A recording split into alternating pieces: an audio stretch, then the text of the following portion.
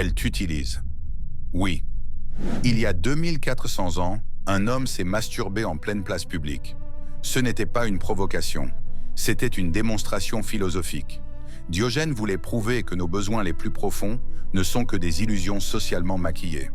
Aujourd'hui, je vais vous montrer pourquoi chaque homme qui a aimé une femme a été piégé par le plus grand mensonge jamais vendu. Ce n'est pas une critique de l'amour, c'est une autopsie. Une dissection brutale de ce que nous appelons désir, loyauté, sacrifice. Et si vous avez le courage de rester jusqu'à la fin, vous ne verrez plus jamais vos relations de la même manière. En 15 minutes, vous serez soit brisé, soit libéré, mais vous ne serez plus dupe. Si tu es nouveau ici, je t'invite à t'abonner et à laisser un like pour m'encourager à te produire des vidéos similaires. Imaginez un homme si libre, si indomptable, qu'il vivait dans un tonneau, se masturbait en public et ordonna à Alexandre le Grand de sortir de son soleil. Diogène de Sinope n'était pas un philosophe, c'était un prédateur de mensonges. Un homme qui maniait la vérité comme une lame, tranchant les illusions de la civilisation sans trembler. Et sa cible la plus cruelle, c'était l'amour. La plupart des hommes ne se relèvent jamais de leur premier chagrin. Ils errent pendant des années, parfois des décennies, à la poursuite d'un fantôme. Une sensation qui, peut-être, n'a jamais existé. Mais Diogène, lui, n'a jamais couru, jamais supplié, jamais fléchi devant l'autel de l'affection féminine. Et c'est pour cela qu'il fut l'homme le plus libre de toute l'histoire. Laissez-moi vous raconter une histoire que personne ne vous a jamais dite. Dans l'Athènes antique, une courtisane nommée Lysis faisait tourner les têtes des rois, des généraux, des poètes. Tous se jetaient à ses pieds, offrant des fortunes pour une nuit dans son lit. Un jour, un jeune philosophe, arrogant et épris, s'approcha de Diogène et déclara fièrement « Lysis me regarde avec faveur. Elle sourit quand je parle. » Diogène, sans lever les yeux de son repas d'oignons crus, répondit « Pauvre idiot, ce sourire coûte 300 drachmes. » Le jeune homme partit furieux. Une semaine plus tard, il revint brisé. Lysis avait vidé sa bourse et s'était envolé vers un homme plus riche. Diogène éclata de rire. « La seule différence entre toi et un mendiant, c'est que le mendiant sait qu'il se fait voler. » Voilà la première leçon. Les femmes n'aiment pas comme les hommes aiment. On enseigne aux hommes modernes que l'amour est un échange, que si tu donnes ta loyauté, tu recevras la sienne, que si tu offres ta dévotion, elle te sera rendue. Mais l'histoire hurle le contraire. Prenez Henrik, poète du 19e siècle. Il vouait sa vie à Henriette Vogel. Il lui écrivait, la servait, l'adorait. Et lorsqu'elle fut mourante, elle lui demanda de la tuer. Il obéit, puis il se tira une balle dans la tête. Ses derniers mots, « Merci ». Pas de larmes, pas de regrets. Juste de la gratitude pour son service. C'est ça, la psyché féminine dans sa forme la plus brute. Une machine hypergamique, programmée pour chercher le meilleur résultat même au prix de la vie d'un homme. Diogène le savait. Lorsqu'on lui demanda pourquoi il refusait de se marier, il répondit « Le mariage est un piège pour les imbéciles. Pourquoi s'enchaîner à une créature qui cherchera toujours un maillon plus fort ?» Chaque homme se souvient de sa première trahison. Peut-être que c'était cette fille au lycée qui t'a embrassé derrière les gradins avant de rire avec ses amis. Peut-être que c'était ta fiancée, celle qui jurait l'éternité et qui est partie dès qu'un homme plus riche est apparu. Les détails changent, la blessure reste. Voici la vérité que personne ne vous dira. Ta douleur n'est pas un accident, c'est un mécanisme. Dans la Sparte antique, les garçons étaient arrachés à leur mère à 7 ans et jetés dans la nature. Les faibles mouraient. Les forts revenaient guerriers. Pourquoi? Parce que les Spartiates savaient que la souffrance est le seul vrai maître. Ton cœur brisé n'est pas une tragédie, c'est ta première leçon, et peut-être la seule qui compte. Diogène l'a dit mieux que quiconque. Un homme qui pleure une femme est comme un chien qui hurle à la lune. La lune n'entend pas, la lune ne se soucie pas. Mais si je te disais que cette douleur peut devenir une arme, que ce qui t'a écrasé peut te libérer, c'est ici que les faibles détournent le regard et que les forts commencent à voir. Il y a un moment dans la vie de chaque homme où le voile se déchire, brutalement, sans prévenir. Une révélation qui pulvérise l'illusion qu'il traînait depuis l'enfance. Pour certains, ça arrive dans le silence glacial d'un lit vide après qu'elle soit partie. Pour d'autres, c'est dans le sourire en coin d'une femme qui sait qu'elle détient tout le pouvoir. Mais peu importe comment ça se manifeste, la leçon est toujours la même. L'amour n'est pas un contrat, c'est un jeu, et tu y joues les yeux bandés. Diogène l'avait compris mieux que tous les philosophes avant ou après lui. Pendant que Platon griffonnait des fantasmes sur les formes idéales et que Socrate débattait de morale, Diogène vivait dans un tonneau, se masturbait sur la place publique et riait des hommes qui croyaient encore à la justice. Il n'était pas cruel, il n'était pas amer, il était simplement éveillé. Et c'est ce qui le rendait dangereux. L'histoire ne retient pas les hommes qui ont souffert. Elle retient ceux qui ont transformé leur agonie en puissance. Regarde Gaius Marius, général romain trahi par son peuple, exilé, laissé pour mort. Il est revenu au pouvoir, porté par une seule chose, sa rage. Ou Nietzsche, rejeté par Lou Salomé, qui s'est enfoncé dans la solitude et en est ressorti avec Ainsi parlait Zarathustra, un livre qui allait redéfinir la philosophie. Ces hommes n'ont pas plié sous le poids de leur souffrance, ils l'ont forgé en armes. Toute la vie de Diogène est un manifeste de cette alchimie. Quand des pirates l'ont capturé et vendu comme esclave, il n'a pas pleuré. Il n'a pas supplié. Il a regardé son acheteur et dit « Tu as besoin d'un maître, je prends le poste ». L'homme stupéfait par son audace fit de Diogène le précepteur de ses fils. Première loi de l'alchimie émotionnelle. Ta douleur est une monnaie. À toi de choisir comment tu la dépenses. La plupart des hommes la gaspillent. Ils se noient dans l'auto-apitoiement, rejouent les souvenirs de son rire, de son regard, de sa main sur leur peau. Ils s'obsèdent sur des questions sans réponse. Pourquoi je n'étais pas assez? Qu'a-t-il que je n'ai pas? Diogène aurait ri. Un jeune homme, le cœur brisé, lui demanda comment oublier une femme. Diogène lui tendit un poisson pourri et dit « Porte-le à travers le marché ». Le jeune homme obéit. À son retour, l'odeur était insupportable. « Jette-le » ordonna Diogène. Il le fit. « Il te manque » demanda-t-il. « Bien sûr que non » répondit le jeune homme. Diogène sourit. « Alors pourquoi elle te manque ?» Les femmes connaissent en cette vérité depuis des siècles. Elles sont les stratèges originels, les architectes de la guerre émotionnelle. Pendant que les hommes bâtissaient des empires, elles maîtrisaient l'art de l'influence. Pas par la force, par l'illusion. Catherine la Grande a séduit et détrôné son propre mari pour s'emparer du trône russe. Cléopâtre a envoûté César et Marc-Antoine, non par sa beauté seule, mais par un mélange calculé de vulnérabilité et de pouvoir. Ces femmes n'étaient pas mauvaises. Elles jouaient simplement à un niveau supérieur. Diogène voyait clair dans ce théâtre. Une courtisane célèbre se vantait de pouvoir faire tomber n'importe quel homme amoureux. Il la défia. « Alors fais-moi tomber ». Elle tenta. Elle le flatta, le toucha, murmura des promesses. Diogène bâilla. Enfin, elle se dénuda devant lui. Il ne leva même pas les yeux de son bol de lentilles. « Ton corps est ton arme », lui dit-il, « mais je ne suis pas ta cible. » Deuxième loi. On ne peut pas te manipuler si tu refuses de jouer. Les hommes modernes se noient dans la manipulation. On leur dit d'être vulnérables, d'ouvrir leur cœur, de partager leurs émotions. Et quand ils le font, ils sont punis. Le respect disparaît, le désir s'évapore, la relation s'effondre. Diogène aurait trouvé ça prévisible. Un homme en larmes lui confia que sa femme ne le désirait plus depuis qu'il s'était ouvert à elle. Diogène lui tendit un verre d'eau et dit « Renverse-le ». L'homme obéit. « Tu peux le remettre dedans ?» demanda Diogène. L'homme secoua la tête. « Alors pourquoi l'as-tu renversé ?» La dernière étape de la transformation n'est pas le contrôle des femmes, c'est le contrôle de soi. Les stoïciens l'appelaient apatheia, la liberté face aux passions. Les bouddhistes, le détachement. Diogène, lui, appelait ça vivre comme un chien. Pas d'attache, pas d'attente, pas de peur de perdre. Quand Alexandre le Grand, l'homme le plus puissant du monde, se tint devant lui et demanda « Que puis-je faire pour toi ?»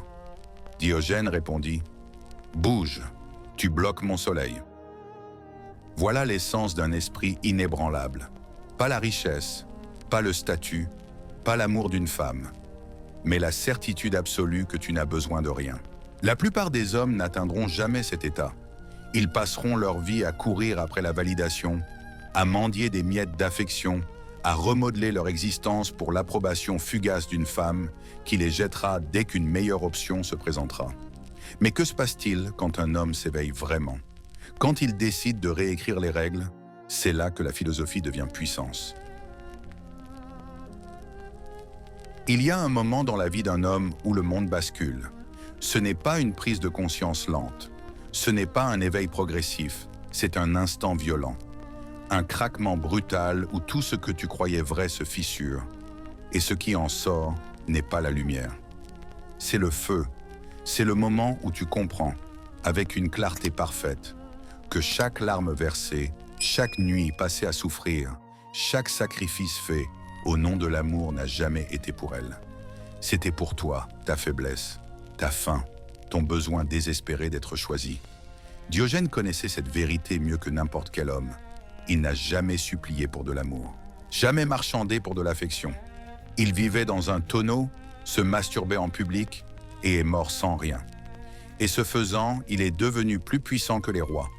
Le plus grand mensonge jamais vendu aux hommes, c'est qu'ils ont besoin de l'amour d'une femme pour être complets. L'histoire est jonchée des cadavres de ceux qui y ont cru. Samson, l'homme le plus fort de son temps, brisé par une trahison. Orphée, qui a traversé l'enfer pour retrouver Eurydice et l'a perdu pour avoir regardé en arrière. Même Hercule, qui s'est immolé après avoir été empoisonné par Déjanire, pensant recevoir une preuve d'amour. Ce ne sont pas des histoires d'amour, ce sont des avertissements. Diogène crachait sur cette faiblesse. Un jour, un jeune homme en larmes lui confia que sa bien-aimée l'avait quitté pour un autre. Diogène l'écouta en silence. Puis, sans un mot, il leva un rat mort par la queue. Le jeune homme recula, dégoûté. « Tu frémis devant une carcasse pourrissante, » dit Diogène. « Mais tu laisses une femme pourrir ton âme. » Première loi de la maîtrise de soi impitoyable. Rien ni l'amour, ni le sexe, ni la compagnie ne vaut ta dignité. La plupart des hommes ne l'apprendront jamais. Ils passeront leur vie à courir après l'approbation féminine, comme des toxicomanes en manque d'un plaisir qui ne fonctionne plus. Ils se mentiront. Cette fois, ce sera différent. Elle n'est pas comme les autres. Si je prouve que je suis assez bien, elle restera. Et à chaque fois, ils auront tort. Mais toi, tu as le choix. Continuer à ramper ou te lever. Il existe une histoire sur Diogène que peu de philosophes osent raconter. Un soir, alors qu'il mangeait son maigre repas de lentilles, un politicien riche passa et lança « Si tu apprenais à flatter le roi, tu ne vivrais pas de reste. » Diogène ne leva même pas les yeux. « Si tu apprenais à vivre de reste, répondit-il, tu n'aurais pas besoin de flatter le roi. » Voilà l'essence de la mort du besoin. La plupart des hommes sont esclaves du désir. Ils ont besoin de sexe, de validation, de se sentir désirés.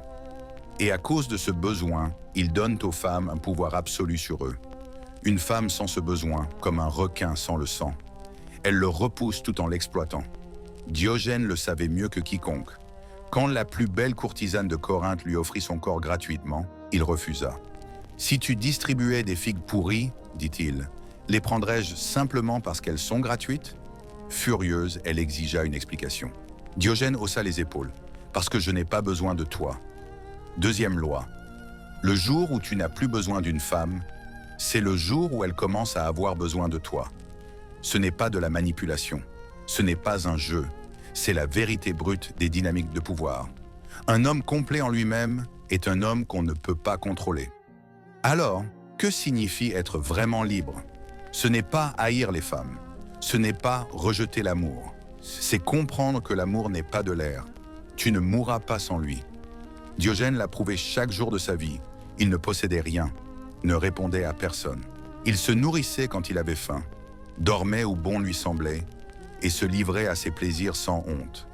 Et quand Alexandre le Grand, l'homme le plus puissant du monde, se tint devant lui et demanda « Que désires-tu » Diogène répondit « Bouge, tu me bloques le soleil. » Voilà l'homme déchaîné, pas celui qui a tout, celui qui n'a besoin de rien.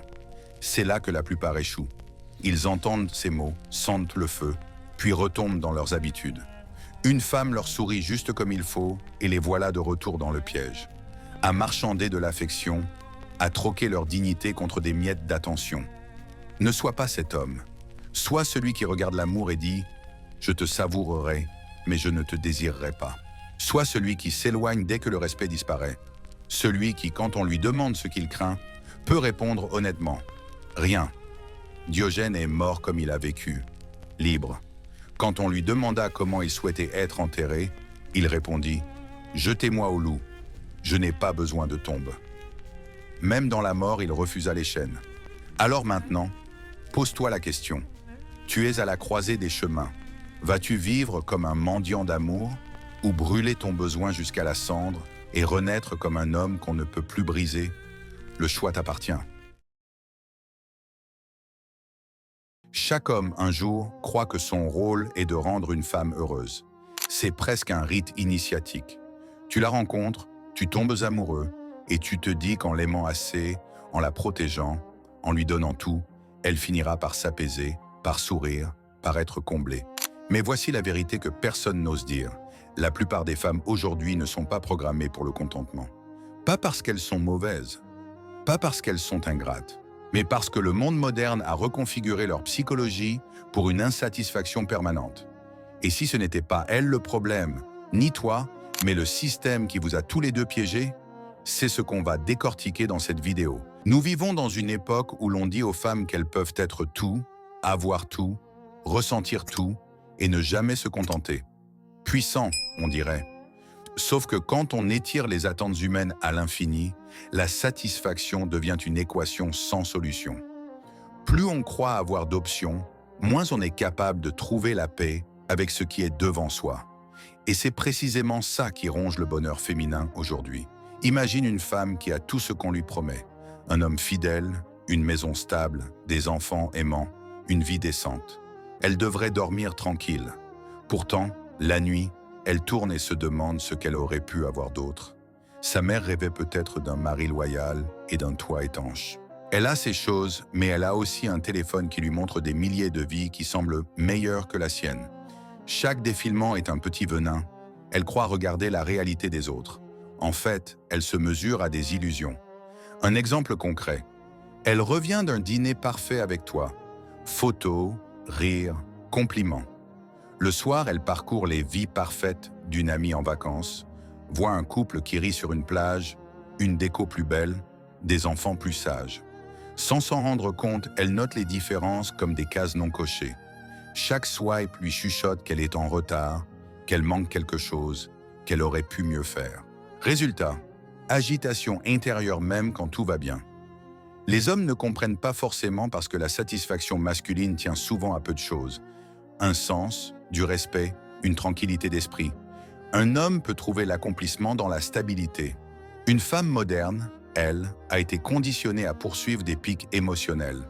L'amour doit ressembler à un film, le succès à une photo, le soin de soi à une vitrine qui fonctionne en ligne.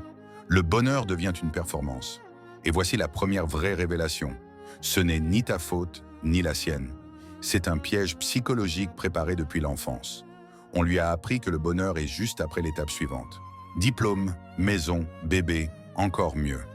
Ainsi, peu importe ce qu'elle obtient, le désir se réinitialise. Elle peut adorer l'homme à côté d'elle, et pourtant comparer ce qui est vivant à une version imaginaire construite par des milliers d'images. Elle peut aimer sa maison et envier celle d'une amie. C'est une cible mouvante, et toi tu te retrouves au milieu du tir. Tu vas remarquer un pattern. Plus tu t'investis pour la satisfaire, plus les standards bougent. Ce n'est pas de la méchanceté, c'est l'addiction à la recherche d'une intensité émotionnelle. Quand la paix entre dans la relation, elle la lie comme de l'ennui. Quand la constance remplace le chaos, elle ressent un manque. Les hommes croient que le bonheur est une émotion stable. Pour beaucoup de femmes conditionnées par la culture actuelle, le bonheur est un acte scénique. Elle le poursuit, le met en scène, le poste, mais elle ne le maintient pas. Et c'est là que commence la deuxième révélation. Ta réaction instinctive à cette dynamique est la pire arme contre toi. Tu entends « j'ai besoin de plus » et tu interprètes cela comme un problème à résoudre. Elle dit « je m'ennuie, tu planifies un voyage ». Elle dit « tu ne m'écoutes pas, tu offres des cadeaux, tu te dévoiles, tu deviens le réparateur ». Mais souvent, elle ne veut pas la solution. Elle veut la sensation de poursuite, l'énergie du désir, la preuve qu'on la poursuit encore. Une fois le problème résolu, l'histoire s'arrête. Elle a besoin d'une nouvelle histoire. Regarde ce paradoxe. Les femmes réclament stabilité et dans la stabilité s'agitent. Elles demandent de l'affection et s'éloignent quand elle devient trop facile. Elle prône l'honnêteté puis punit sans sa brutalité. Ce n'est pas de l'hypocrisie, c'est un conflit intérieur. On leur a appris à romantiser le drame et à appeler ça la passion.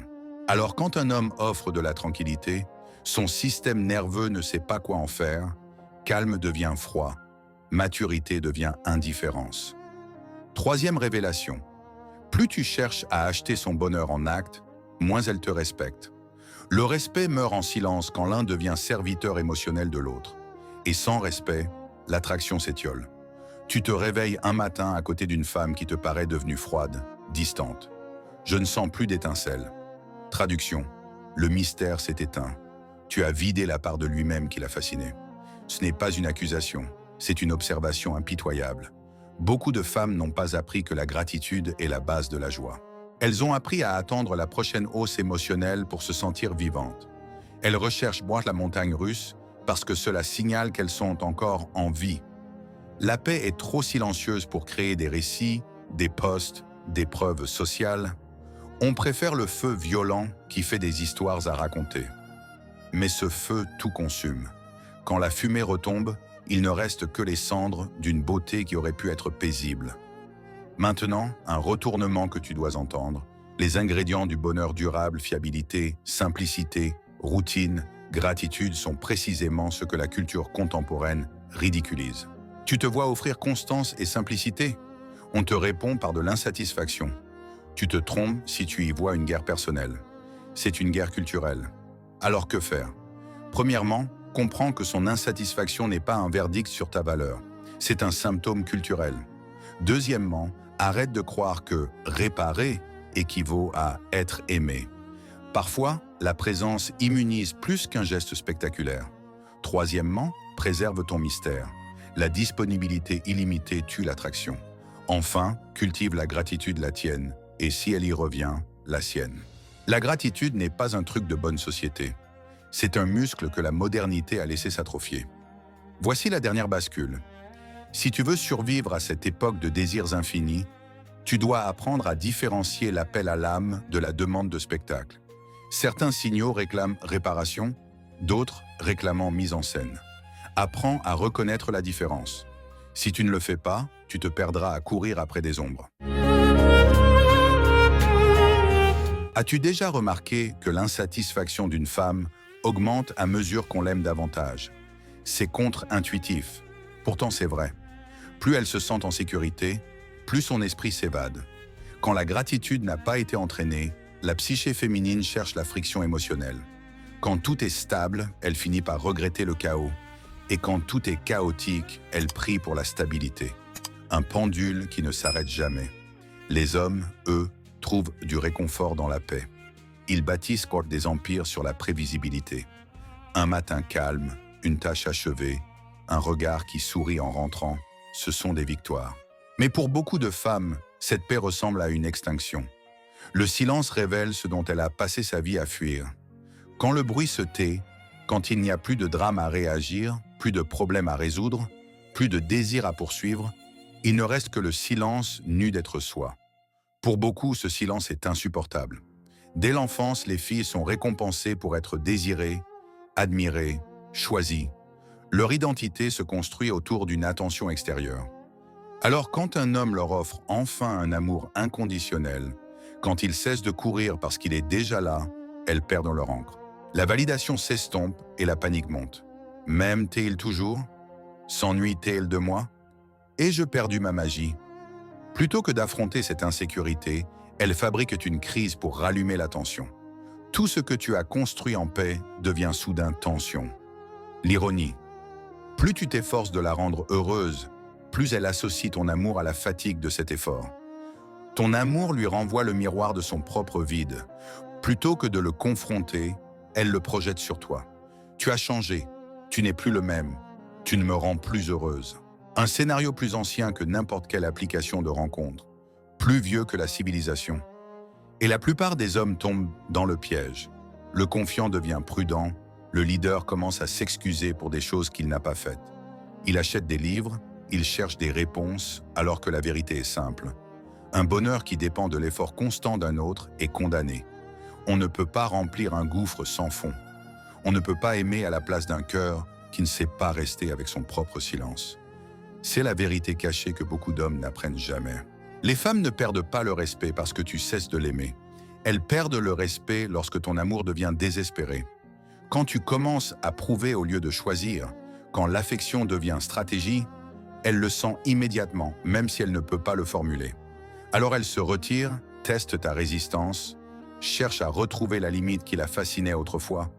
Et toi, convaincu que c'est ta faute, tu donnes encore plus de temps, plus d'émotions, plus de toi, jusqu'à ce qu'il n'y ait que du ressentiment. Le cycle se répète jusqu'à deux issues possibles. Soit elle part, à la recherche d'une nouvelle montée, persuadée qu'elle sera enfin heureuse avec quelqu'un d'autre, soit elle reste et se ferme, te traitant comme le spectre d'un sentiment qu'elle a perdu. Dans les deux cas, le résultat est identique. Elle reste malheureuse. Nouvel horizon, même scénario. La vraie bataille n'est pas entre elle et toi. Elle se joue entre elle et un esprit non entraîné qui ne reconnaît pas la paix quand elle arrive. Voilà la vérité la plus difficile à accepter pour un homme. Beaucoup de femmes ne veulent pas le bonheur, elles veulent l'excitation. L'excitation flambe, s'éteint, exige d'être renouvelée. C'est pourquoi tu verras des femmes abandonner un amour stable pour des validations éphémères, troquer la fidélité pour l'attention numérique ou rechercher le chaos tout en l'appelant chimie. Elles ont été conditionnées à chercher la stimulation plutôt que la stabilité. Le bonheur silencieux paraît trop banal. Alors, même lorsqu'elles trouvent un homme qui apporte la paix, elles la sabotent inconsciemment pour se sentir vivante à nouveau. Elles diront qu'elles regrettent la passion, mais ce qui leur manque vraiment, c'est l'incertitude d'être poursuivies. Elles réclameront une connexion plus profonde alors qu'elles convoitent le frisson de l'imprévu. Elles te testent après t'avoir obtenu, non pour vérifier ta fidélité, mais pour voir si tu peux encore bouger leur cœur. Elles ont besoin de la preuve qu'elles ont encore du pouvoir sur toi, parce que ce pouvoir nourrit leur identité. Le moment où tu restes imperturbable, calme, indifférent aux tempêtes, là leur insécurité murmure « ils ne m'aiment plus ». Paradoxalement, elles désirent une force masculine, mais redoutent la vraie composure masculine. Quand tu cesses de réagir, quand tu arrêtes d'essayer de gagner l'humeur, elles t'appellent froid. Ce qu'elle exprime en réalité, je ne sais pas comment me sentir importante sans ton chaos. C'est tragique parce qu'elle ne cherche pas le bonheur. Elle cherche la preuve qu'elle compte. C'est pourquoi des femmes entourées d'amour, de confort et d'abondance peuvent pourtant se sentir vides. Elles ont tout sauf du sens. Et le sens vient de la responsabilité, une chose que la culture moderne a souvent écartée au nom de l'émancipation. Maintenant, quelques retournements concrets que tu dois entendre. Premièrement, reconnais que son insatisfaction n'est pas un jugement sur ta valeur. C'est un symptôme culturel. Deuxièmement, arrêtez de tout réparer. Parfois, ta présence vaut mieux qu'un geste spectaculaire. Troisièmement, préserve ton mystère. Être disponible à l'excès tue l'attraction. Quatrièmement, travaille ta propre gratitude. C'est un muscle. Si tu veux apprendre à repérer quand elle appelle vraiment à l'âme et quand elle réclame juste un spectacle, quand répondre et quand tenir le silence, je peux te donner une méthode pratique. Mais avant ça, dis-moi, dans ta vie, quand la paix elle était reprochée comme de l'indifférence. Raconte en commentaire et je détaillerai la stratégie pas à pas dans la prochaine vidéo. Le véritable bonheur ne vient pas d'être adoré. Il vient du fait de porter quelque chose de sacré. Le devoir, la création, la gratitude, un sens.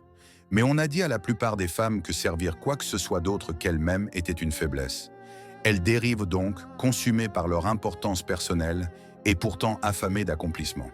Et vous, les hommes, vous souffrez parce que vous continuez d'essayer de nourrir cette faim par votre dévotion. Tu crois que si tu l'aimes plus fort, elle se reposera enfin. Mais ce n'est pas ce qu'il lui faut. Ce dont elle a besoin, ce n'est pas plus de toi, c'est moins de dépendance aux sources externes pour sentir sa valeur. Tant qu'elle n'affrontera pas son propre reflet sans tressaillir, aucun homme ne lui suffira. C'est pourquoi les relations s'effondrent aujourd'hui sous le poids d'attentes qu'aucun humain ne peut soutenir. Voici la vérité que la plupart des hommes n'entendent jamais. Tu ne peux pas la sauver d'elle-même, tu ne peux pas la protéger du vide qu'elle refuse de reconnaître. Tu peux seulement décider si tu vas te noyer avec elle ou la laisser trouver son propre chemin vers la rive. Les hommes les plus heureux ne sont pas ceux qui ont compris les femmes. Ce sont ceux qui ont arrêté d'essayer de les réparer. Ils ont appris que la paix n'est pas quelque chose que l'on négocie dans une relation. C'est quelque chose que l'on construit en soi puis que l'on protège comme une forteresse. Si elle peut te rejoindre là-dessus dans la gratitude, la responsabilité partagée et le calme mutuel, c'est rare, c'est de l'or, ça vaut la peine de rester. Mais si son bonheur dépend d'une attention sans fin, de missions de sauvetage émotionnel et de nouveautés constantes, alors mon frère, pars. Parce qu'aucune quantité d'amour ne peut remplir un cœur allergique à la paix. Et c'est la vérité que les hommes ignorent. Pas parce qu'ils sont aveugles, mais parce qu'on leur a appris à servir là où ils devraient tenir bon. Son bonheur n'est pas ta mission. Sa satisfaction n'est pas ton projet. Au moment où tu l'acceptes, tu cesses de vivre en réparateur et tu commences à vivre en homme. Ne perds donc pas ta vie à essayer de construire la joie au milieu de la tempête de quelqu'un d'autre. Construis-la en toi et regarde qui est assez fort pour l'affronter avec toi.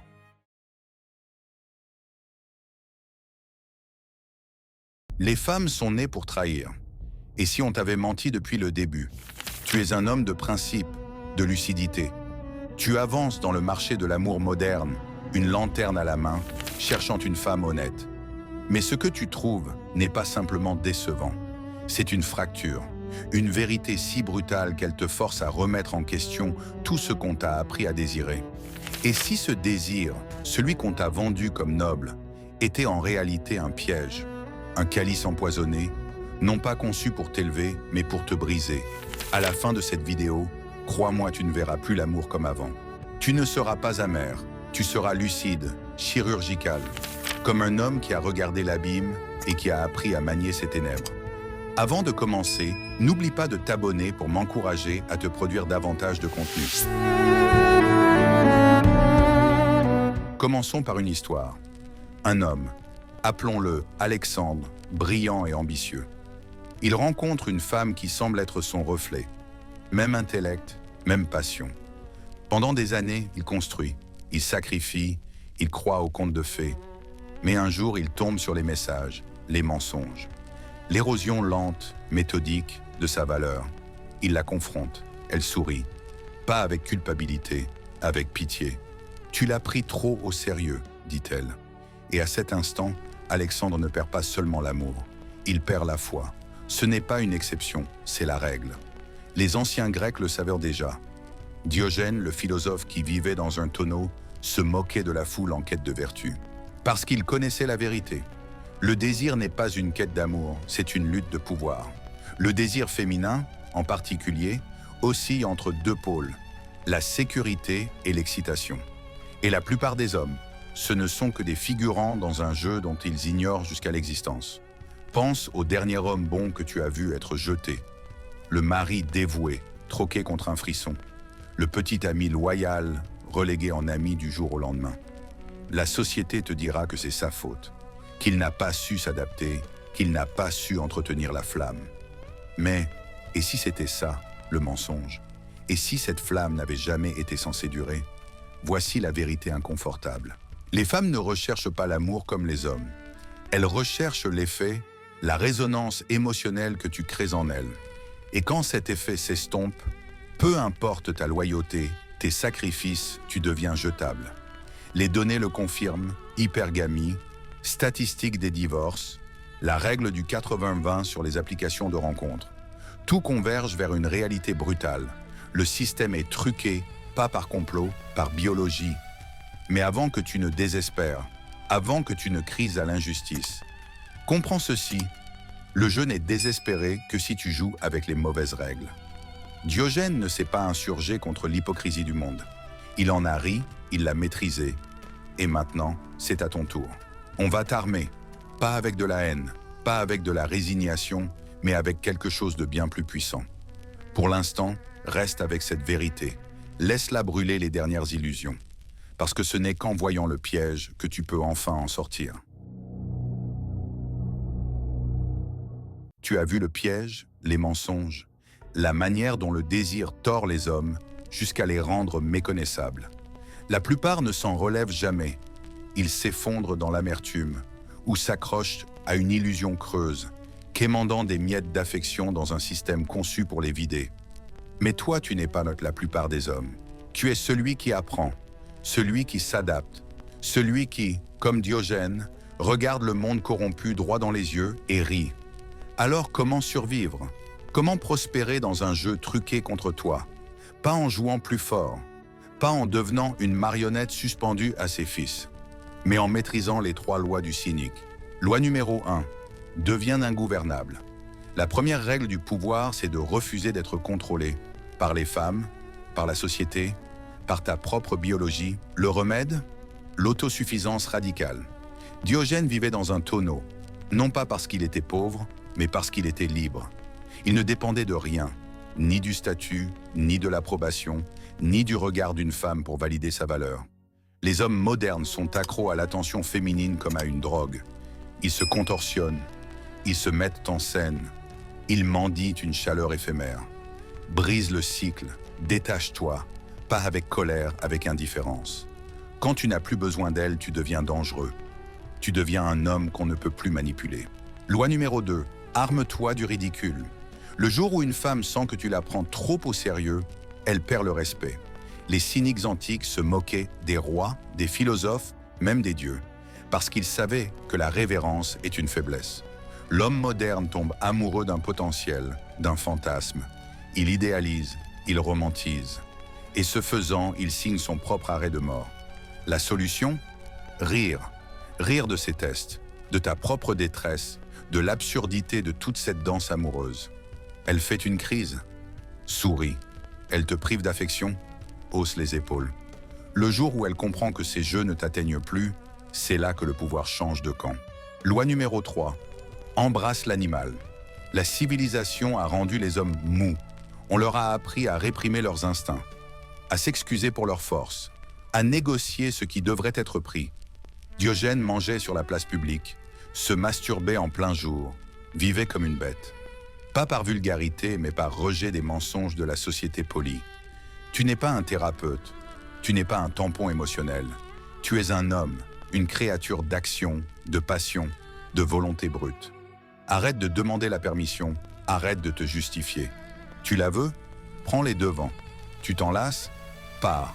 L'animal ne supplie pas, il ne marchande pas, il agit. Et dans l'action, il retrouve sa souveraineté. Ce n'est pas une haine des femmes, c'est une lucidité. Les voir telles qu'elles sont, humaines, imparfaites, guidées par les mêmes forces primaires que toi. Le jour où tu cesses d'attendre la justice, tu deviens libre de jouer selon tes propres règles. Mais ce n'est que le début. Car maintenant, on descend plus profondément dans les ombres du traumatisme masculin, dans les mensonges que tu crois encore, et dans l'étape finale de ta transformation, celle qui sépare les blessés des guerriers. D'ici là, pose-toi cette question. Que feras-tu de ce pouvoir? Vas-tu pourrir dans le ressentiment? Ou vas-tu, comme Diogène, marcher vers le soleil déchaîné? Et enfin, vivre comme un homme libre. Tu as appris les règles, tu as vu le jeu, mais il reste un poison dans tes veines. Une dernière chaîne à briser. Ce n'est pas elle, ce n'est pas la société, c'est l'histoire que tu te racontes. Chaque homme trahi porte une blessure, une question silencieuse qui hurle. Pourquoi je n'ai pas suffi? Et cette question, ce besoin désespéré de justification, c'est le dernier piège. Parce qu'au moment où tu fais dépendre ta valeur de son regret, de sa reconnaissance, de son remords, tu lui rends les clés de ta cage. Diogène fut capturé par des pirates, vendu comme esclave. Quand on lui demanda ce qu'il savait faire, il répondit « Gouverner les hommes ». Même enchaîné, il savait que sa valeur ne dépendait pas de ses circonstances. Tu crois que c'est à propos d'elle, de lui prouver qu'elle a eu tort, de forcer le monde à admettre ce qu'il t'a volé? Mais ça, c'est l'illusion qui parle. La vérité, aucune validation extérieure ne comblera jamais le vide. Ni ses larmes, ni ta prochaine conquête, ni les applaudissements creux d'un public tout aussi perdu. La vraie trahison, ce n'était pas la sienne, c'était la tienne. Le jour où tu as donné à une femme le pouvoir de te définir. Il existe un moment, un seul tranchant comme une lame, où l'homme blessé doit choisir, pourrir dans la chaleur familière de son ressentiment, ou s'élever dans la liberté terrifiante de la pleine possession de soi. C'est là que la plupart échouent. Ils échangent une addiction contre une autre. Ils cessent de courir après l'amour et commencent à nourrir leurs blessures. Ils deviennent des philosophes de la souffrance, des martyrs de leur propre intelligence, trop accros à leur douleur pour la lâcher. Ne confonds pas compréhension et sagesse. Tu peux réciter toutes les vérités du Red Pill et rester esclave de chacune d'elles. Le vrai pouvoir ne vient pas de connaître le jeu, il vient de le transcender. Voici le protocole de Diogène. 1. Brûle le script. Arrête de rejouer ta trahison. Arrête d'attendre des excuses qui ne viendront jamais. Le passé n'est une prison, que si tu continues à en reconstruire les murs. 2. Embrasse le vide. Ce creux, cette douleur, parfait. C'est le signe que tu détoxifies. Reste avec. Laisse-la brûler les dernières illusions. 3. Crée. Ne consomme pas. La plupart des hommes passent leur vie à consommer du porno, de la validation, des distractions. L'homme libre, lui, il construit, il écrit, il combat, il transforme sa douleur en quelque chose qui lui survivra. C'est le secret que les anciens connaissaient. La seule issue, c'est à travers. Pas autour de ta douleur, pas au-dessus, à travers. Et de l'autre côté, quelque chose de bien plus dangereux que le bonheur. La paix, pas la paix de la reddition. La paix d'un homme qui a regardé l'abîme et qui a compris que ce n'était pas l'abîme qu'il craignait. C'était son propre reflet. Maintenant, on dépasse la philosophie, on dépasse la douleur pour atteindre ce qui reste quand tout le reste a brûlé. Tu as traversé le feu, tu as lâché prise, le besoin d'être vu, d'être justifié, d'être compris. Tout ça, tu l'as laissé derrière. Alors il ne reste qu'une seule question. Que reste-t-il quand il ne reste plus rien? Ni ta douleur, ni tes théories, ni même ta sagesse chèrement acquise. Ce qui reste, c'est quelque chose de plus primitif, quelque chose que Diogène portait dans son tonneau, quelque chose qu'aucun maître ne pouvait arracher à l'esclave, qu'aucun roi ne pouvait voler au mendiant. Ta volonté, pas la volonté misérable d'un homme qui mendie encore la justice, mais celle implacable d'un homme qui n'a plus rien à perdre. Voici la vérité finale. Chaque système, l'amour, le pouvoir, la société, est conçu pour récolter une seule chose chez toi, ton attention, ton énergie, ta force vitale. Les femmes l'extraient par le désir, les entreprises par la consommation, les faibles par la pitié. Et le jour où tu comprends ça, tu fais face à un choix. Continuer à nourrir la machine, échanger tes heures contre des miettes de validation ou devenir indomptable. Un homme indomptable n'est pas riche, ni célèbre, ni invincible. Il est simplement incontrôlable. On ne peut ni l'acheter avec du sexe, ni le menacer avec la solitude, ni le faire plier par la honte. Il est libre, non pas parce que le monde lui a offert la liberté, mais parce qu'il l'a prise. Voici les 3 piliers de l'homme qu'on ne peut tuer. 1. La souveraineté du temps. Arrête de vendre tes journées pour une dose de dopamine. Arrête de débattre avec des fantômes. Chaque heure passée dans le ressentiment est une heure que tu choisis de rester esclave. 2. Le rire. Non. Quand le monde exige ta rage, offre-lui ton amusement. Quand il réclame ta soumission, donne-lui ton silence. L'homme indomptable ne combat pas selon les règles de l'ennemi. Il change le jeu. 3. L'obsession sacrée. Diogène avait la philosophie. Toi, tu dois avoir une chose qui t'appartient. Un art, une quête, une folie digne d'être poursuivie, même si personne ne t'applaudit jamais. C'est ton encre, ta raison de te lever, le seul amour qui ne te trahira jamais. Il y aura des jours où les anciennes blessures murmureront, des jours où tu voudras retrouver le confort de tes chaînes. Ces jours-là, souviens-toi, tu n'es pas né pour être compris, tu n'es pas né pour être aimé, tu es né pour brûler. Et quand le feu en toi sera enfin plus chaud que la peur d'être seul, la peur d'être moqué, la peur d'être oublié, alors tu comprendras, tu n'as jamais été la victime. Tu étais le dragon depuis le début. Et si ce que les femmes désirent le plus n'était pas l'amour, pas les promesses, pas les mots doux, mais quelque chose de plus viscéral, une présence, une tension, un vertige qui consume le corps, court-circuite l'esprit et emprisonne l'âme. L'intimité, ce mot qu'on croit comprendre, mais qui agit comme une drogue silencieuse. Là où l'amour demande du temps, de la logique, des preuves, l'intimité frappe sans prévenir, elle déshabille sans toucher, elle crée une dépendance sans promesse.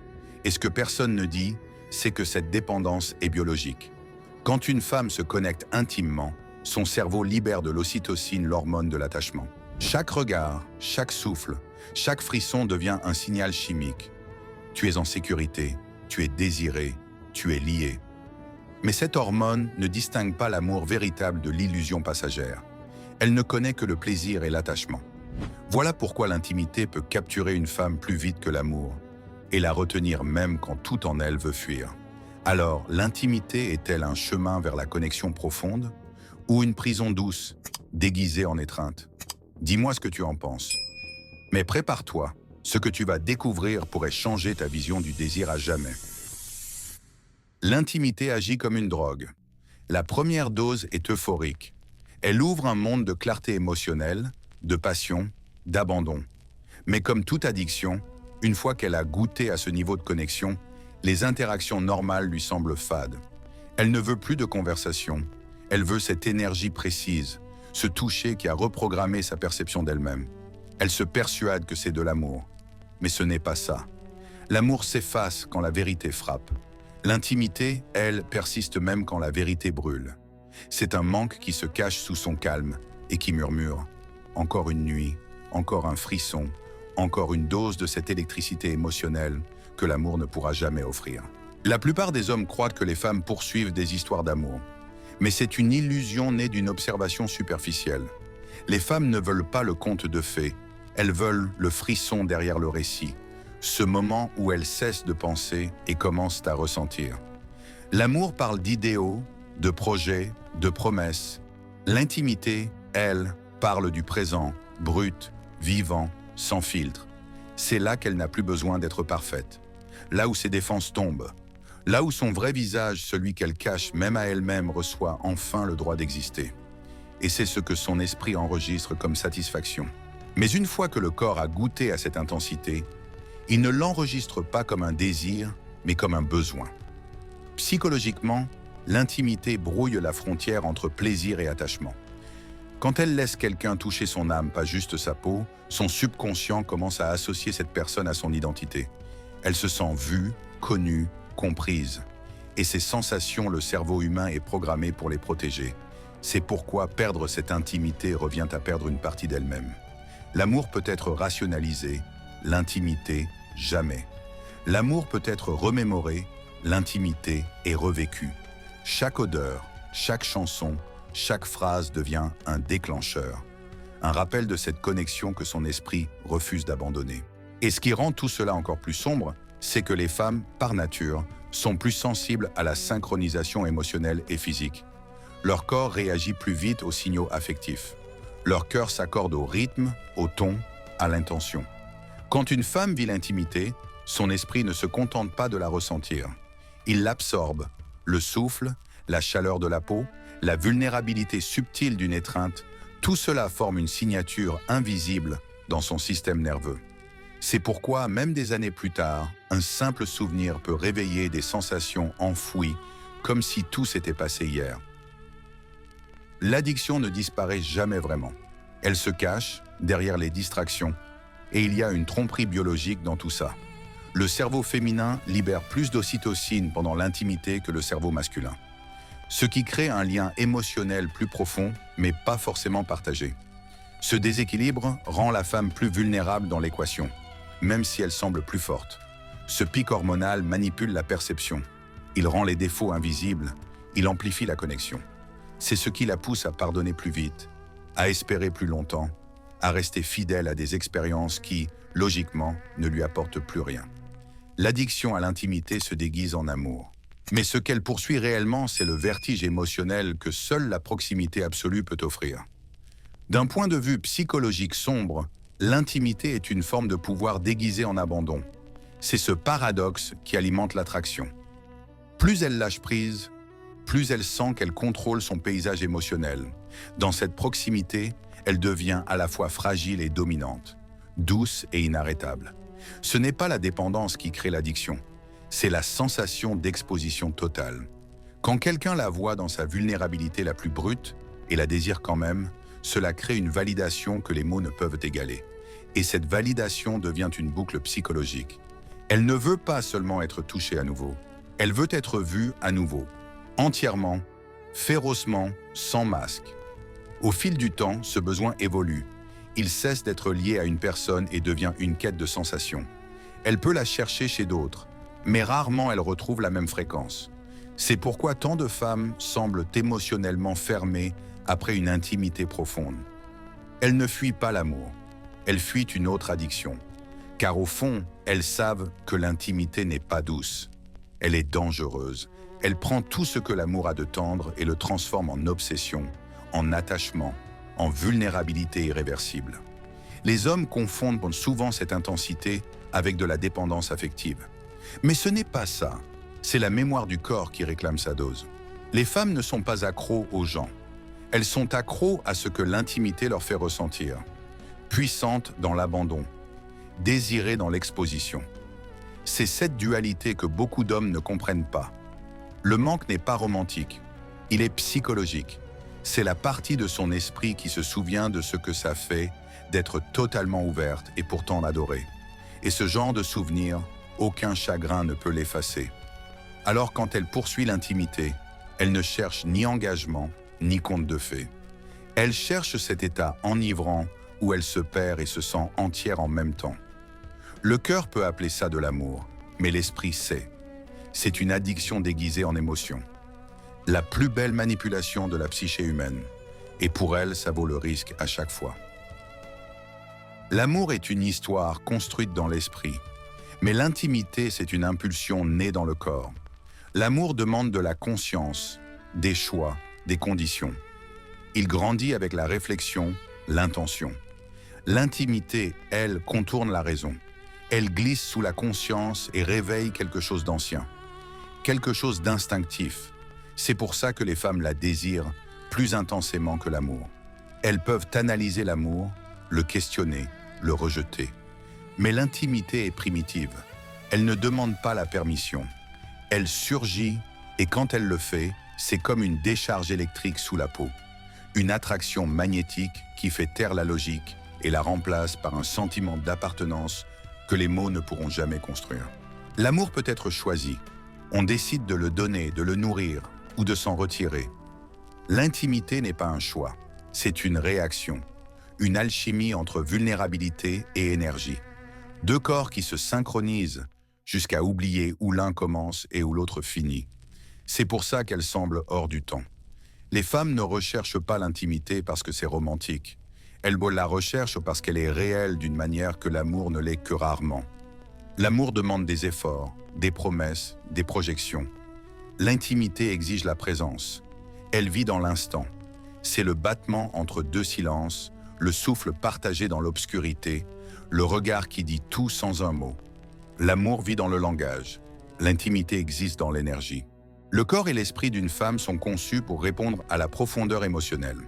Ses sens sont réglés pour capter le ton, le toucher, l'attention. Quand elle vit l'intimité, son cerveau ne réfléchit pas. Il absorbe, il interprète la proximité comme sécurité, la chaleur comme vérité, le contact comme validation. L'ocytocine, l'hormone du lien, lui murmure que cette connexion est digne de confiance, même si elle est temporaire.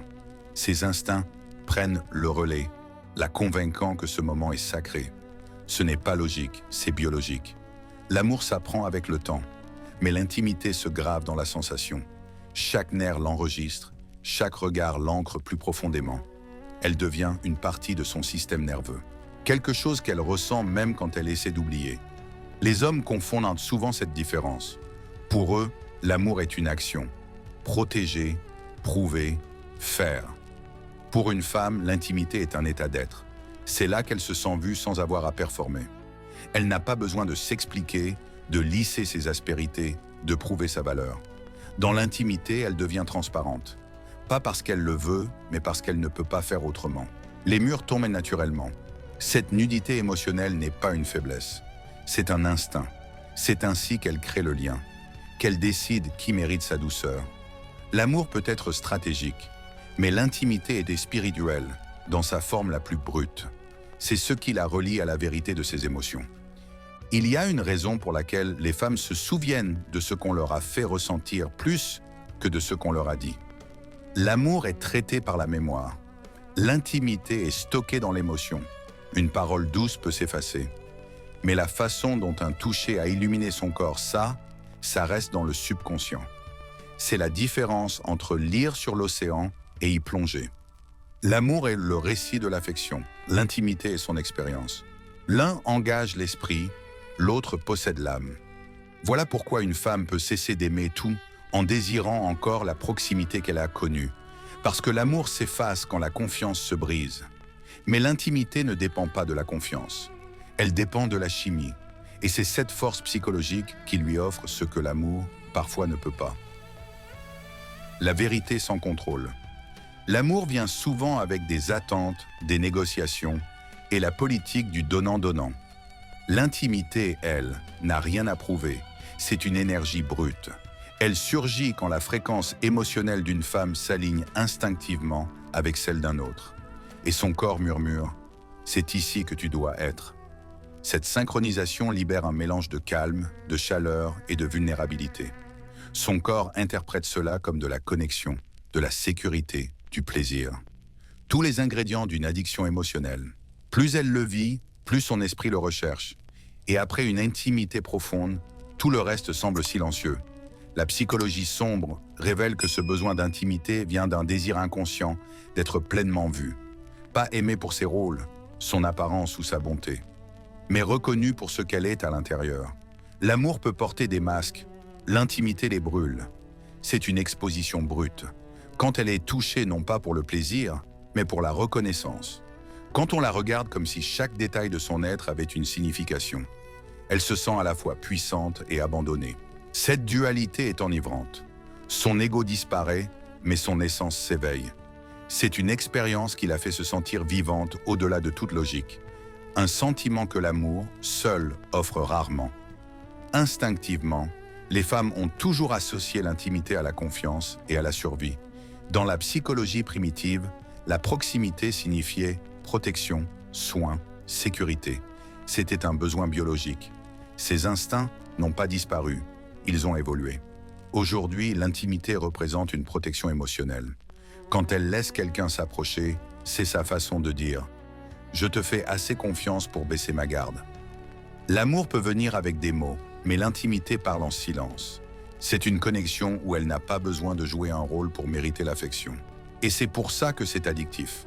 Parce que pour une fois, elle peut être simplement elle-même. Et c'est rare dans un monde qui lui demande constamment d'être autre chose. Mais le côté sombre de ce besoin, c'est qu'il peut brouiller la réalité. Parce que l'intimité semble si authentique, son esprit peut la confondre avec de l'amour durable. Elle ne s'attache pas à la personne, mais à l'état émotionnel qu'elle ressent à travers elle.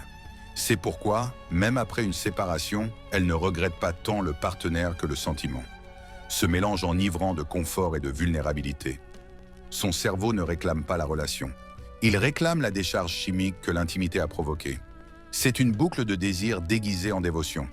Et plus elle essaie de la briser par la logique, plus l'attraction émotionnelle devient forte. C'est pour ça que même les femmes les plus disciplinées émotionnellement peuvent se retrouver attirées par des connexions qu'elles savent toxiques. Ce n'est pas de la faiblesse, c'est de l'instinct. L'esprit peut dire non, mais le corps se souvient. Chaque partie d'elle qui s'est sentie vivante dans cette proximité va en souffrir quand elle disparaît. L'amour peut être rationalisé, l'instinct, jamais. L'intimité crée une empreinte de ce que la connexion devrait ressentir. Et une fois qu'elle l'a vécu, tout ce qui vient après semble faux, superficiel ou incomplet. La différence entre l'amour et l'intimité définit la psychologie du désir. L'amour est une architecture mentale, construite avec soin, facilement détruite. L'intimité est un feu sauvage, spontané, dévorant, impossible à recréer deux fois de la même manière. Les femmes la recherchent parce que c'est le seul espace où elles peuvent fuir le contrôle, les attentes et la pensée. Dans l'intimité, elles trouvent quelque chose de plus profond que la romance. Elles trouvent l'existence brute, là où l'instinct remplace le langage, là où l'émotion remplace la raison, là où chaque battement de cœur ressemble à une vérité. Ce n'est pas le besoin d'un homme, c'est le besoin d'une connexion qui la fait se sentir plus réelle que l'amour ne le pourra jamais. Contrôle et vulnérabilité semblent opposés, mais dans le royaume de l'intimité, ils coexistent dans une danse psychologique obscure. Pour une femme, L'intimité, c'est à l'espace où l'abandon devient une forme secrète de domination. En surface, on dirait qu'elle donne son pouvoir, qu'elle expose ses émotions, qu'elle révèle sa douceur, qu'elle laisse quelqu'un franchir les murs qu'elle a construits pour se protéger. Mais ce qui se passe réellement sous cette nudité émotionnelle est bien plus complexe. Dans la vulnérabilité, elle trouve le contrôle. Parce que le simple fait de se révéler crée un lien que l'autre ne peut briser facilement. Dès qu'elle s'ouvre, la dynamique change. Son honnêteté devient l'influence. Sa douceur devient magnétisme. Et sa vulnérabilité devient la laisse qui attache. Ce paradoxe existe parce que l'exposition émotionnelle déclenche des réponses psychologiques profondes. Quand une femme permet à quelqu'un de voir son être brut, émotionnel, imparfait, sans filtre, elle crée une illusion d'intimité si puissante qu'elle désarme l'autre. Il se sent choisi, digne de confiance, nécessaire. Et ce sentiment le rend inconsciemment protecteur, parfois même obéissant à ce lien invisible. Plus elle semble vulnérable, plus il s'investit émotionnellement. Ce n'est pas une manipulation malveillante, c'est instinctif. Son ouverture active chez lui le besoin de connexion, de protection. Et elle, en retour, apprend à orienter cet attachement sans jamais en avoir l'air. La vulnérabilité devient une arme enveloppée de tendresse. Dans cette dynamique, elle n'a pas besoin de réclamer le contrôle. Elle l'obtient par l'émotion. Plus elle le laisse entrer, plus il se sent responsable de ce qu'elle ressent. C'est un basculement psychologique puissant. L'intimité devient l'échange de pouvoir ultime. Là où l'amour crée l'égalité, l'intimité réorganise silencieusement l'équilibre. Car celui qui peut être émotionnellement ouvert sans peur finit par tenir les rênes. Voilà pourquoi tant de femmes recherchent la connexion émotionnelle profonde. Ce n'est pas juste de l'affection, c'est une forme de pouvoir naturel, sensuel, invisible. Il y a aussi un pouvoir intérieur qui naît de l'abandon. Quand elle accepte d'être vulnérable, elle se reconnecte à son moi authentique, celui que le monde lui demande souvent de cacher derrière la confiance et le contrôle. Dans l'intimité, ce masque tombe. Et dans cet abandon, elle se sent libre. Le paradoxe est enivrant. Plus elle cesse de vouloir contrôler l'expérience, plus elle contrôle la profondeur de son impact. L'énergie de l'abandon le rapproche, l'adoucit. Et à cet instant, elle devient le centre émotionnel de gravité. Alors qu'elle semble tout donner, elle maîtrise en réalité la forme de domination la plus subtile, celle qui ne repose pas sur la force, mais sur la profondeur émotionnelle. C'est ça, la psychologie obscure de l'intimité. Plus elle se permet d'être vulnérable, plus elle prend le contrôle du rythme émotionnel entre eux. Les femmes désirent l'intimité plus que l'amour parce qu'elles parlent à quelque chose de plus profond que les mots ou les promesses. Elles touchent le corps, l'esprit, l'âme, comme l'amour seul ne le peut. Elles réveillent les instincts, créent des liens chimiques et offrent ce mélange puissant de vulnérabilité et de contrôle qui rend chaque connexion inoubliable. Comprendre cette psychologie magnétique donne un aperçu du désir, de l'attachement et des forces invisibles qui façonnent nos liens humains. Et peut-être que cette exploration a ouvert une brèche en toi, un espace de conscience, un miroir. Car l'intimité, quand elle est pleinement comprise, n'est pas juste une expérience, c'est une révélation. Si tu crois comprendre la femme parce que tu la désires, tu es déjà perdu. Tu l'as déjà senti, n'est-ce pas? Ce vertige dans ses yeux, cette douceur qui désarme, ce regard qui te fait oublier le tranchant de ta propre lame. Frère, ce n'est pas de la poésie, c'est de l'architecture. Et tu vis dans une maison dont tu ignores les fondations. Il existe un savoir que l'homme moderne a fui. Non pas parce qu'il est faux, mais parce qu'il est trop dangereux à connaître. Socrate, lui, n'a pas fui. Il a traversé le brouillard, et ce qu'il y a trouvé n'était pas une haine des femmes. C'était une vérité que l'âme masculine redoute encore aujourd'hui. Il disait « Là où l'homme est forgé dans la clarté, la femme est tissée dans la brume ». Ce n'était pas un reproche, c'était un avertissement. Car ce qui est voilé ne peut être suivi les yeux fermés, et ce qui ensorcelle doit d'abord être compris avant de te dévorer. Alors pose-toi les vraies questions. Pourquoi son silence parle-t-il plus que ses mots? Pourquoi son amour est-il si souvent une stratégie? Pourquoi cherche-t-elle le pouvoir dans l'ombre? Si tu ne te demandes pas, tu ne verras pas. Et si tu ne vois pas, tu t'agenouilleras, non par pas amour, mais par illusion. Socrate parlait de l'âme juste. celle qui gouverne ses désirs. Mais toi, si tu bâtis ta vie autour d'une femme que tu ne comprends pas, tu ne construis pas une âme, tu dresses un autel à la confusion. Dis-moi combien d'hommes aujourd'hui portent le masque de la raison, mais vivent enchaînés aux besoins d'approbation féminine? Combien bâtissent des empires non pour laisser une trace, mais pour séduire une femme qui partira dès que les murs tomberont? Socrate ne te mettait pas en garde contre elle. Il te mettait en garde contre toi. Car si tu ignores sa nature, elle n'est ni ton ennemi ni ton salut. Elle est l'épreuve. Et chaque homme doit la traverser ou être brisé par ses propres illusions. Tu as été éduqué à chercher la beauté. Mais Socrate savait, la beauté, elle l'a pas. Ce qui compte, c'est l'intention derrière. Et c'est là que les hommes échouent. Tu poursuis la forme, tu oublies l'essence, tu veux son toucher, mais tu ignores son schéma. Tu ne l'étudies pas, tu tombes, et quand tu tombes, elle ne te rattrape pas. Non pas parce qu'elle est cruelle, mais parce que la nature ne l'a pas conçue pour ça. Elle sélectionne, elle teste, elle s'adapte, mais elle ne construit pas. Comprends-la ou sois consumé par ce que tu refuses de voir. C'est ton fardeau, ta malédiction et ta couronne. Un homme, disait Socrate, doit vivre une vie examinée, et cela inclut tes pensées à son sujet, tes besoins, tes failles, tes désirs. Si tu ne les examines pas, elle les verra, elle les utilisera. Pas par cruauté, mais par nécessité. Comme le fleuve n'a pas de haine pour la roche qui l'érode, la femme ne méprise pas l'homme qu'elle dépasse. Elle suit simplement sa nature. Mais toi, suis-tu la tienne? Socrate vivait entouré d'hommes qui confondaient le pouvoir avec les votes, l'argent, les applaudissements. Mais lui savait, le vrai pouvoir appartient à celui qui ne peut être trompé surtout par ce qu'il aime. Et c'est là que tout commence. Tu n'es pas né pour graviter autour d'elle, tu es né pour te gouverner toi-même. Socrate disait que la vie non examinée ne vaut pas d'être vécue, mais le désir non examiné est encore plus dangereux. Et nulle part le désir ne se camoufle mieux que dans le domaine du féminin. Il porte le masque de la dévotion, il chante comme la vérité, il danse comme le destin. Mais il répond à quelque chose de plus ancien. La survie, la sélection, l'instinct. Tu appelles ça l'amour, elle appelle ça le bon moment. Dans le Phèdre, Socrate avertit, l'amour, s'il n'est pas gouverné par la raison, devient une forme de folie. Divine peut-être, mais folie quand même. Il dit, l'âme tirée par le désir devient comme une créature sans ailes, rampant en cercle, obsédée par la source de son appétit. Combien d'hommes vivent aujourd'hui dans cette boucle?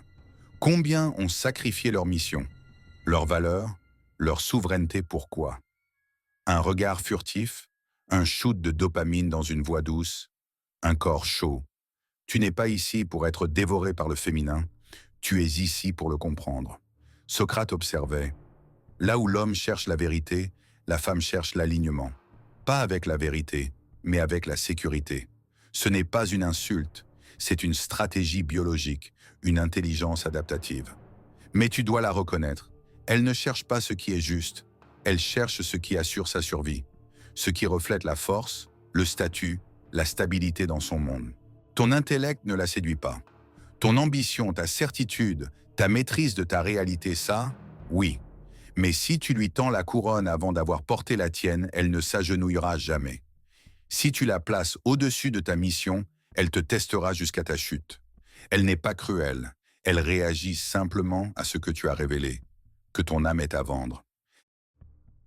Tu l'as déjà vu, cet homme qui ne brille que dans son regard à elle, celui qui s'agenouille sans même savoir devant quel autel il se prosterne, celui qui brûlerait ses principes juste pour qu'elle ait chaud. Et toi, si tu ne t'éveilles pas, tu deviendras l'un d'eux. Socrate disait que l'âme humaine a 3 parties, la raison, le courage et l'appétit. L'homme le plus haut vit là où la raison commande. Mais quand c'est l'appétit sexuel, émotionnel, social qui mène l'homme, se dissout. Il ne dirige plus, il suit. Pas elle, mais sa fin d'elle. Socrate vivait entouré d'hommes qui confondaient le bruit avec la sagesse, la beauté avec la vertu, le charme avec la vérité. Il voyait clair, et quand il osa le dire, ils l'ont tué. Mais sa voix parle encore. Pas à la foule, pas aux hommes qui rampent, mais à toi, à celui qui ose voir. Il avait compris une chose, la femme est naturellement tournée vers le présent, l'émotion, la sécurité, l'instant. Mais l'homme, L'homme est maudit et béni par le fardeau du futur. Ton esprit s'étire vers l'avant, ton âme souffre pour une trace, tes os portent le poids d'une vision. Mais la vision a un prix et le féminin t'offre une échappatoire magnifique. Le confort, la chaleur, l'illusion de la paix. Tu ne dois pas céder. Ta paix ne doit pas venir de sa soumission, mais de ta clarté. Elle testera ton axe, elle testera ta conviction, elle reflètera ton incertitude avec une précision terrifiante. Et si tu ne te maîtrises pas, elle te maîtrisera. Pas par cruauté, mais par instinct. Un instinct affûté comme une lame. Socrate n'enseignait pas la haine du monde. Il enseignait son interrogation. Il ne fuyait pas les forces qui nous troublent. Il les illuminait. Alors illumine-la. Pas avec suspicion, mais avec compréhension. Elle n'est pas ton encre, elle est la marée. Et toi, comprends-tu la différence? Tu dois devenir philosophe de tes propres instincts. Socrate avertissait, plus par silence que par mots. La chute de l'homme ne vient pas de la lance ni de l'état, mais des désirs qu'il refuse d'étudier. Et aucun désir ne hante plus l'homme que celui du mystère féminin qu'il ne comprend pas. La tragédie, ce n'est pas que tu aies besoin d'elle, c'est que tu ne sais pas pourquoi. Et dans cette cécité, tu la divinises, puis tu la blâmes quand elle ne fait pas de miracle. Mais la vérité, elle n'a jamais été conçue pour te compléter. Elle a été conçue pour te tester. Dans le Gorgias, Socrate détruit l'idée que le plaisir est égal au bien. Il démonte l'illusion que ce qui fait du bien est juste. Il arrache la croyance que la validation, surtout féminine, est une preuve de vertu, et ce qu'il révèle glace l'homme moderne. Ta quête de son approbation n'est pas noble, c'est le symptôme d'un but oublié. Tu n'as pas besoin de ses yeux sur toi, tu as besoin que ton âme tienne debout dans le noir.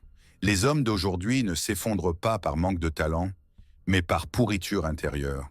Ils lisent ses humeurs mieux qu'ils ne lisent leurs propres valeurs. Ils récitent les phrases qu'elle aime, mais oublient les serments qu'ils s'étaient faits à eux-mêmes. Tu crois être romantique, elle pense que tu as perdu ton tranchant, et elle a raison. Elle ne peut pas aimer ce qu'elle ne respecte pas, et elle ne respecte pas ce qu'elle peut contrôler.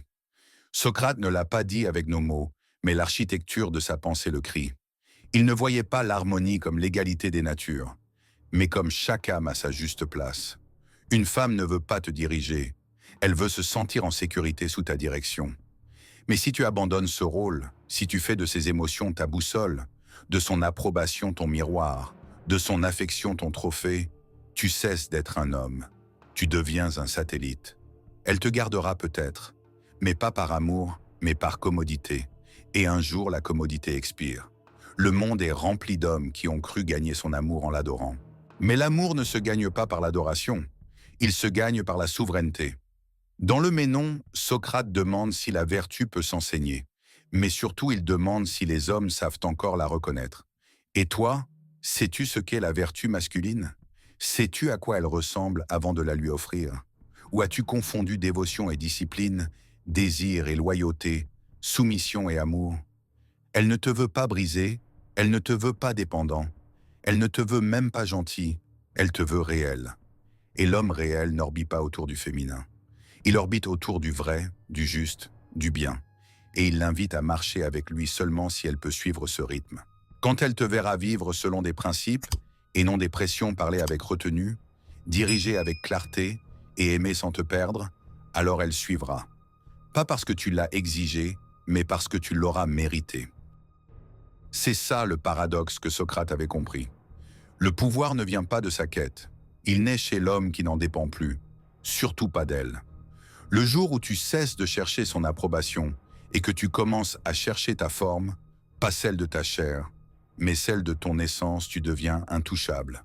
Pas parce que tu es dur, mais parce que tu es entier. Et l'entier, c'est la richesse oubliée de l'homme. Les temples d'Athènes ne célébraient pas le confort, ils célébraient la vertu.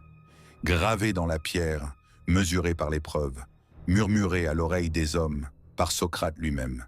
Connais-toi toi-même, pas pour lui plaire, pas pour la servir, pas pour devenir ce qu'elle désire, mais pour savoir. Car dans le savoir, il y a le pouvoir, et dans le pouvoir, la paix. Mais les hommes d'aujourd'hui ne sont pas en paix, ils sont en guerre. Pas contre elle, contre le mensonge qu'ils se racontent, que son amour les sauvera, que son corps apaisera leur agitation, que son sourire remplacera leur identité. Ce n'est pas de l'amour, c'est de l'ivresse. Et tout philosophe sait qu'un homme ivre ne voit pas la vérité. Socrate parlait souvent des formes, ces réalités idéales derrière nos ombres terrestres. Il y a une forme de féminité, comme il y a une forme de masculinité. Mais les hommes modernes ne poursuivent que l'ombre. Les courbes, les yeux, les promesses faites en parfum et en posture. Et ils oublient de demander « À quoi cette forme sert-elle? Que protège-t-elle? Que dévore-t-elle » Elle n'est pas mauvaise, elle est efficace. Elle n'est pas trompeuse, elle est adaptative. Elle n'est pas brisée, elle est complexe. Elle est calibrée pour survivre. Pas pour toi, pour elle. Ses instincts sont plus aiguisés que tes fantasmes. Ses décisions plus rapides que tes émotions. Et quand ton regard est brouillé par le désir, elle voit ce que tu refuses de voir, ta faiblesse. Socrate ne l'a jamais dit frontalement, mais c'est caché dans ses dialogues. Tu es soit gouverné par la raison, soit par le désir. Il n'y a pas de troisième royaume. L'homme qui tombe en elle sans carte ne devient pas libre. Il devient perdu. Souriant, peut-être, mais noyé. Et son destin? L'a blâmé pour le courant qu'il n'a jamais appris à affronter. Mais un homme formé par la raison, un homme qui a interrogé ses instincts, qui a regardé sa soif en face, qui a démasqué l'illusion avant qu'elle ne le séduise. Cet homme ne se noie pas, il navigue, et elle le respecte. Pas parce qu'il est cruel, mais parce qu'il est clair. Dans le banquet, Socrate parle de Diotime, une femme qui lui enseigne que l'amour n'est pas un plaisir, mais une échelle. Une ascension, de l'amour d'un corps à l'amour de toute beauté, à l'amour de la sagesse jusqu'au divin. Mais la plupart des hommes ne grimpent jamais. Ils restent sur le premier barreau. Ils pourrissent dans le puits du plaisir, sans jamais se demander vers quoi ce plaisir devait les guider. Toi, auditeur, ne pourris pas, grimpe. Elle est le début d'une question, pas la fin de ton voyage. Elle est la porte, pas le royaume. Elle est le vent, mais toi tu dois être la voile. Ta force ne réside pas dans le fait de la dominer, mais dans le fait de dépasser le besoin qu'elle te définisse. Laisse-la être mystère. Laisse-la être paradoxe. Laisse-la être femme, mais toi sois homme. Dans le sens socratique, mesuré, examiné, endurant, insensible à la flatterie, incassable face au rejet et indifférent aux paillettes de ce qui s'efface. Voilà ton chemin, voilà ton appel, et voilà ta dignité. La dignité ne se reçoit pas, elle se forge. Dans la chaleur du silence, dans le poids du rejet, dans la clarté glaciale des nuits où personne ne regarde et où personne ne viendra te sauver. C'est là que Socrate t'aurait dit de construire. Pas dans ses bras, pas dans sa validation, mais dans ta propre cour intérieure, inébranlable. L'homme qui dépend de sa chaleur pour se sentir entier n'a pas de feu en lui.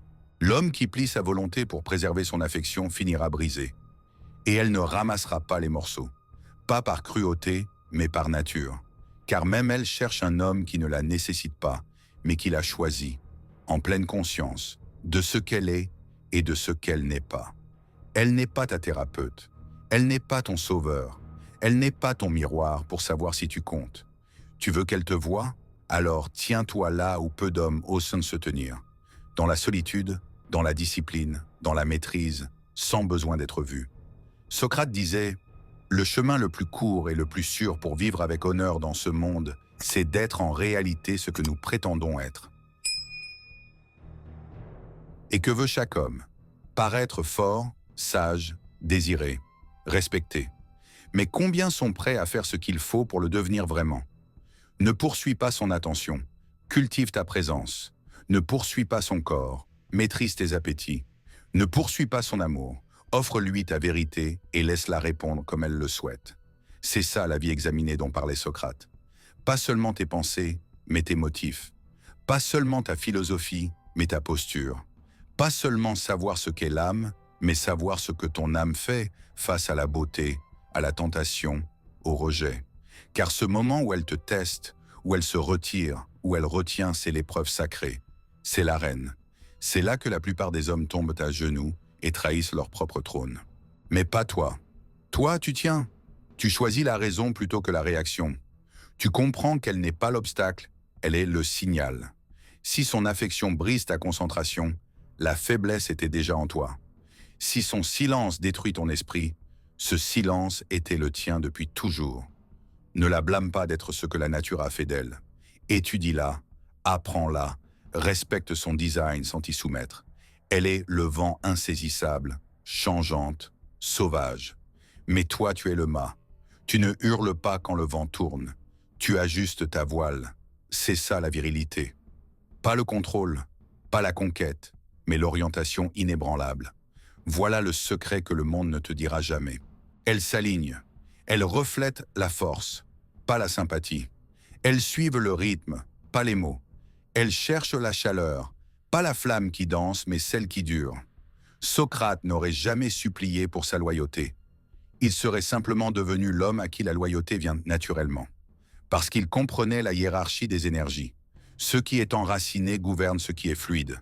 Et toi, homme, tu n'es pas fait pour courir après l'eau avec des mains vides, tu es fait pour construire un canal et la laisser couler. Le monde d'aujourd'hui te dira de te soumettre à ses émotions, de la calmer, de lui plaire, de t'adapter. Et ce faisant, il te pousse à trahir la seule loi gravée dans tes os. Ne plie pas à moins que plier soit ta volonté. Car une fois que tu commences à te courber pour gagner ses faveurs, tu te courberas encore, et encore, et encore, jusqu'à ne plus être un homme, mais un souvenir. Il n'y a pas d'équilibre là où la trahison de soi est la monnaie de l'amour. Il n'y a pas d'intimité sans intégrité. Tu veux savoir quel genre d'homme une femme ne peut pas quitter? Ce n'est ni le plus riche, ni le plus beau, ni le plus poétique.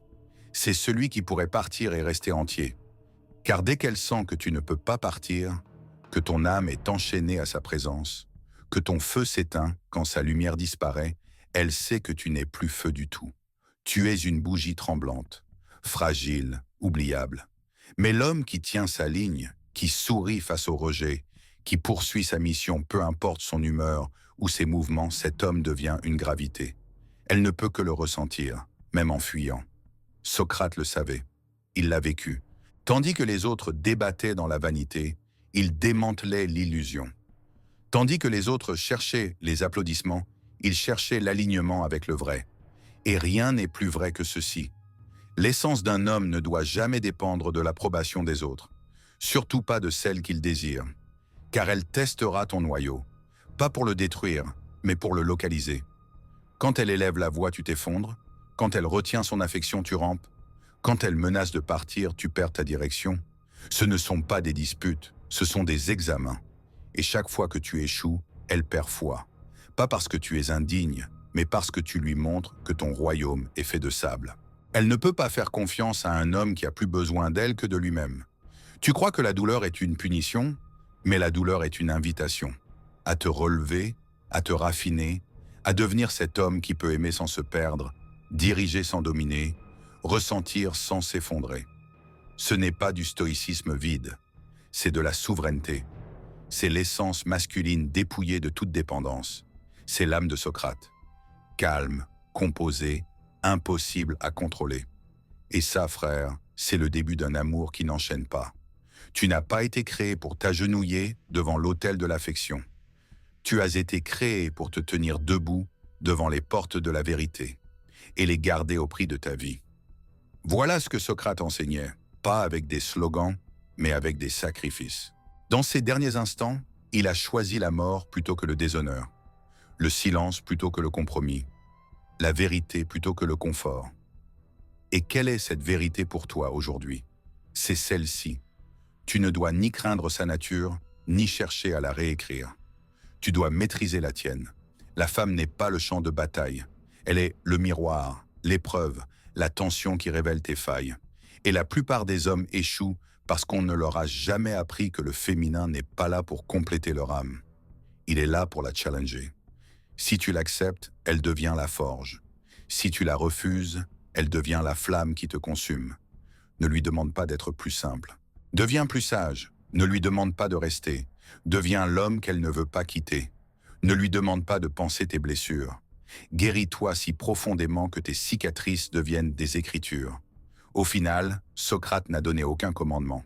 Il a posé des questions assez tranchantes pour percer l'illusion, réveiller l'âme, arracher chaque masque que nous portons. Et si tu oses suivre ce chemin, tu perdras des choses. Des illusions, des dépendances, des droits imaginaires. Mais ce que tu gagneras sera la clarté, cette vertu rare dans un monde de bruit. Tu gagneras le calme, ce silence intérieur que rien ne peut manipuler. Tu gagneras le pouvoir, pas sur les autres, mais sur toi-même. Et en te maîtrisant, tu auras déjà conquis le monde. Qu'il te traite de froid, de distant, de trop logique, de trop ferme. Ce sont les cris d'un monde qui craint les hommes qu'on ne peut plier. Car ces hommes ne suivent pas les tendances, ne tombent pas dans la tentation, ne vendent pas leur âme pour un baiser. Ils tiennent, pas parce que c'est facile, mais parce que tomber n'est plus une option. Et dans cette posture, tu deviens un phare. D'autres hommes te verront. Ils se souviendront de ce qu'ils étaient censés être. Et cette onde ira plus loin que tu ne le sauras jamais. Alors toi, l'homme qui écoute en silence, en réflexion, dans cette douleur ancienne que seuls les sages ressentent, je te dis ceci.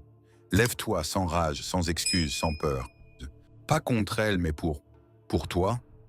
Ne fuis pas ses tests, ne hais pas sa puissance, rencontre-la simplement avec quelque chose de plus grand, ton être inébranlable. Et quand tu le feras, le jeu s'arrête. Les illusions meurent, l'âme s'élève. Ce message n'est pas pour la masse. Il est pour les rares, les chercheurs, les bâtisseurs, les rois sans couronne qui n'ont pas oublié le feu. Si tu as senti le poids de ces mots, partage-les. Fais-les résonner. Like, abonne-toi, contribue.